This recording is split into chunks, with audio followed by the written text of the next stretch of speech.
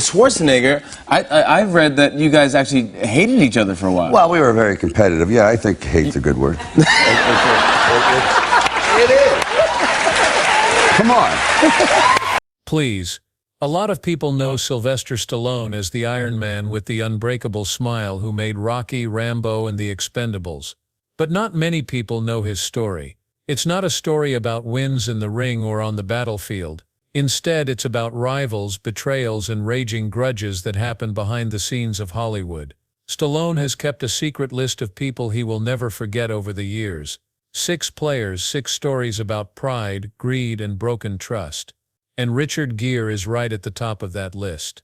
There is a dark secret behind all the glory. Are you ready to find out? It was 1974 on the simple set of The Lords of Flatbush. There they were, 2 young guys who were both hungry for fame. They are Sylvester Stallone and Richard Gere. The desire to make their mark was the same for both. But they couldn't have been more different in how they went about playing. Stallone was instinctual, and every line and move showed how he was raised in Hell's Kitchen. On the other hand, Gere was polished and thought out. A method actor who acts every scene like it's Shakespeare. 2 worlds are going to meet. And the spark came from something so silly small that it was funny. A sandwich squished together in a car for a scene with a tent. At the same time, Gere was biting into a greasy chicken burger that was dripping with mustard. He told him straight out that something was going to spill everywhere. But Gere brushed him off with a cool head. Don't stress over it. Already angry, Stallone fired back. You will know about it if it gets on my pants. Then what was bound to happen? Lots and lots of mustard. There were tears, sour moods, and the end of a friendship that never stood a chance. What started out as a disagreement over style turned into open hatred. The stress on set got too much to handle until Gere was fired, and Perry King took his place. Stan Lee had mustard all over him, not just on his clothes. It meant that the relationship was over for good. Something went wrong as soon as that mustard drop hit Stallone on the thigh. In an instant, Stallone lost it. He hit Richard Gere over the head with his arm and pushed him out of the car. The set fell into a stunned state of silence, and the air became heavy. The director had to pick between 2 growing stars. Either keep both and watch the production drop, or let go of one. Gere was gone in the end. What is the official cause? Differences in creativity, but everyone there knew what was really going on. He was the winner. After that, they were quiet enemies in Hollywood. Both men became famous in their own right, but the chicken sandwich event became a symbol of 2 egos that could never share the same screen again. In later years, Stallone openly admitted that Richard was fired, and he still doesn't like me very much. Gere wasn't embarrassed because he lost a part. It had to do with losing your cool over a silly rage. A lot of rumors quickly spread through Hollywood that Stallone was a tough guy who ruled his sets with iron hands and rocks. The fight didn't end there though. Later, Stallone said that Gere thought he was behind the famous gerbil rumor, which is one of the dirtiest urban tales in Hollywood. Stallone said it wasn't true and that he thought I started it. Isn't true, but that's what people say. The Gere stayed. Both men became huge stars, but it was their fight on that low-budget movie that brought them back together.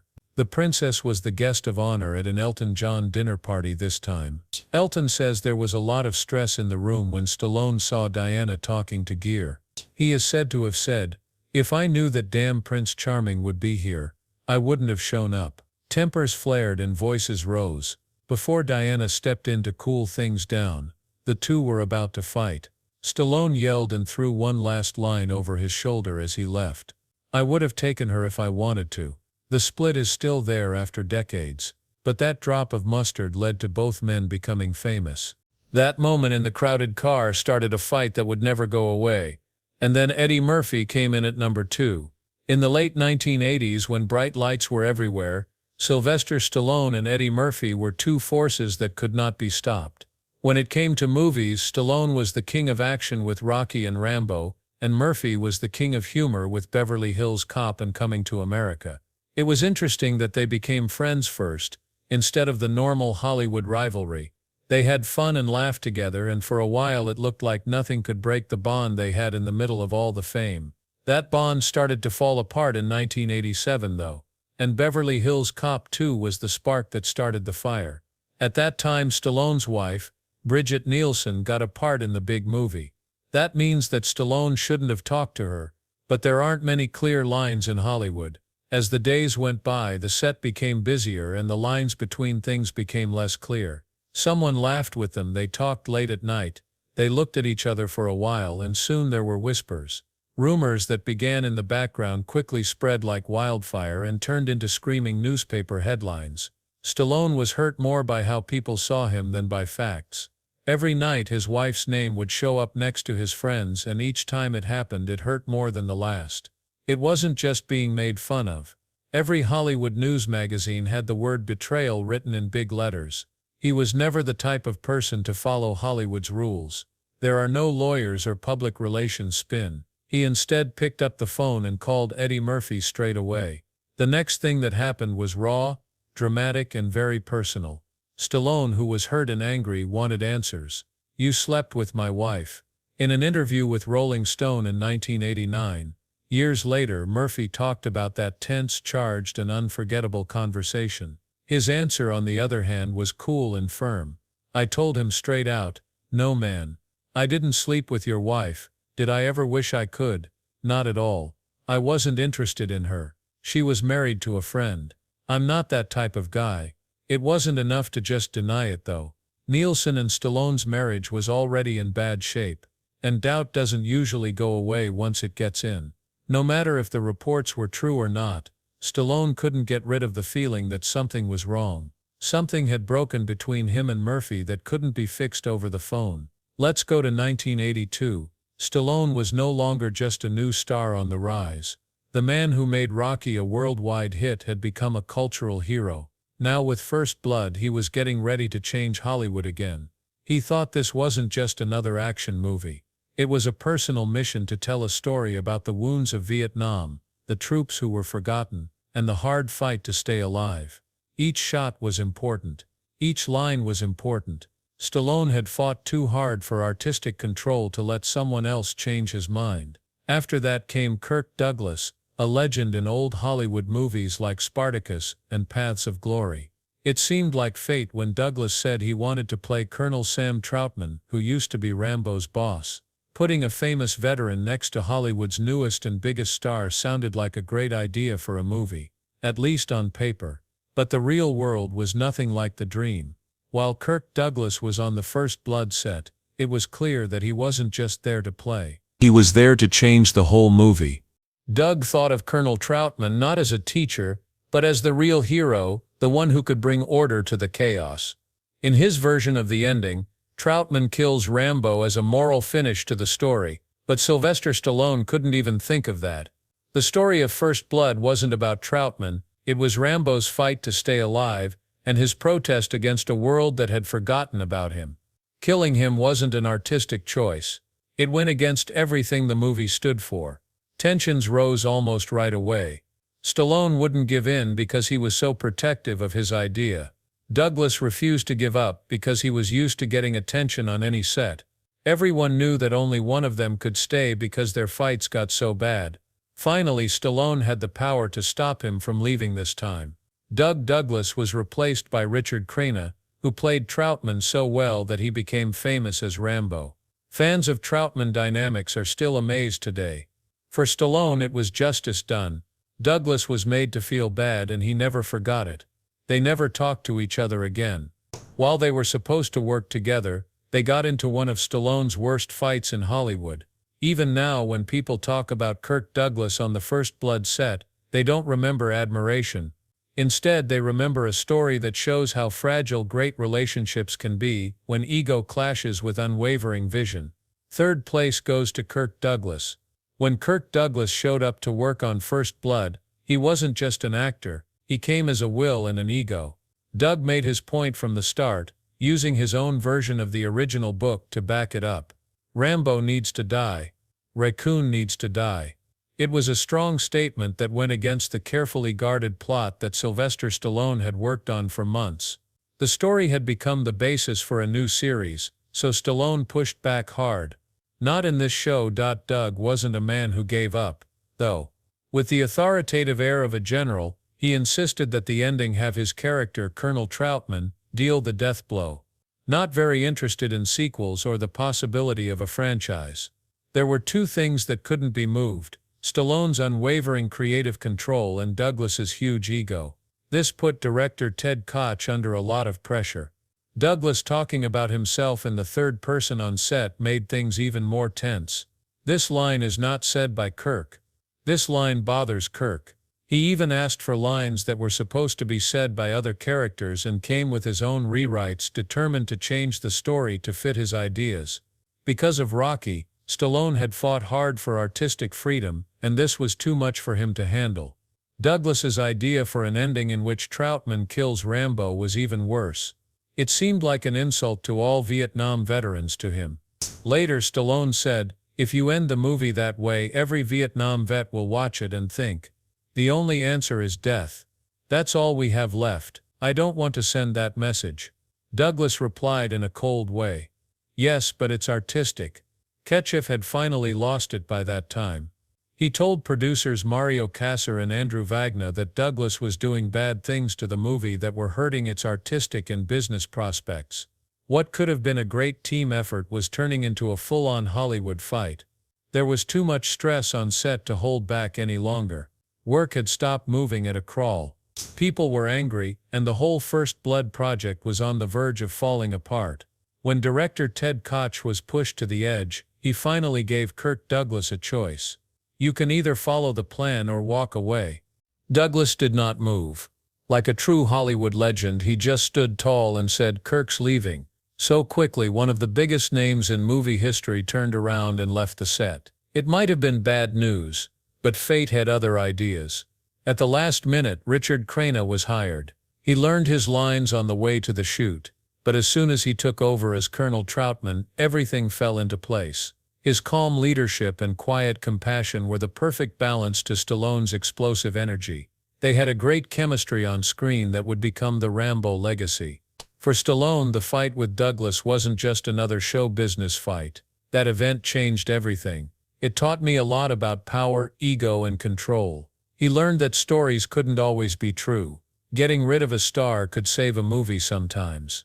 When Bruce Willis met Sylvester Stallone, the world already had its action king or queen. The unbreakable force behind Rocky and Rambo was Sylvester Stallone. Willis, the everyday hero who became famous as John Mellon in Die Hard.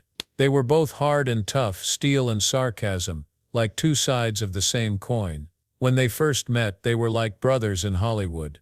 There was no rivalry or jealousy between these two giants who had shaped an age. They simply respected each other. But Hollywood changed when the 2000s started.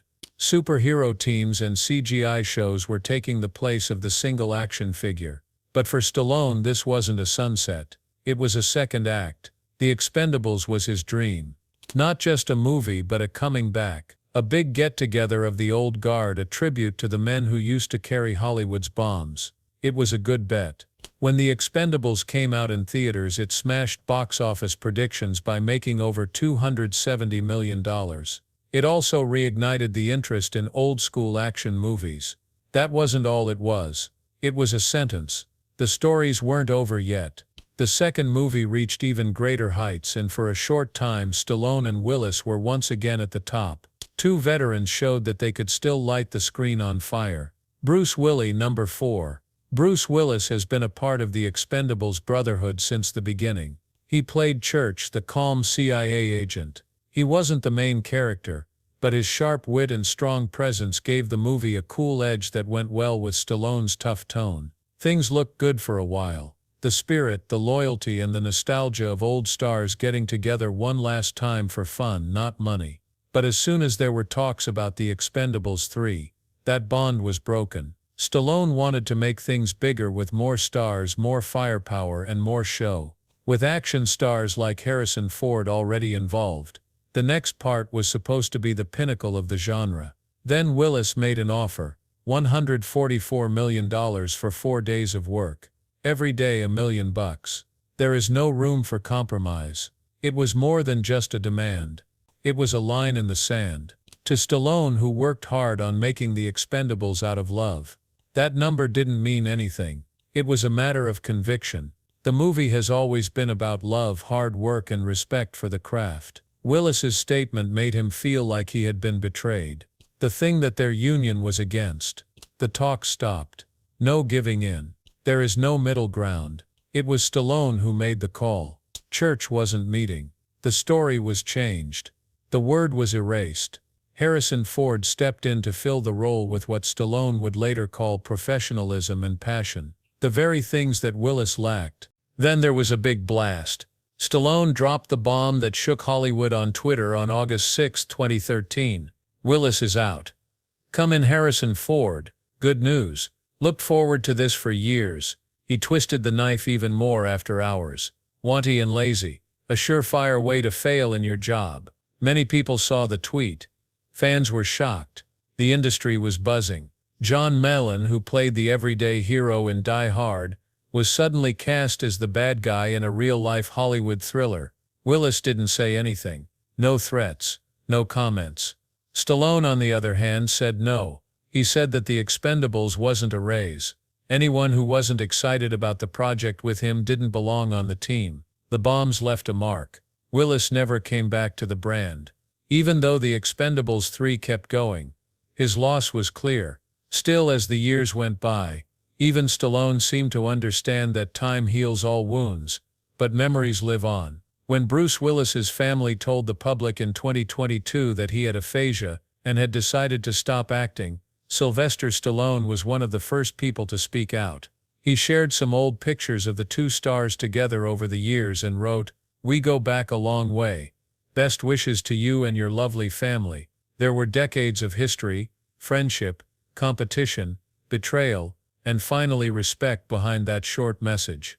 Stallone later said that the news really hurt him, that the link had never really gone away, even with all the mean words and angry news stories. The pain of being called greedy and lazy might never go away for good.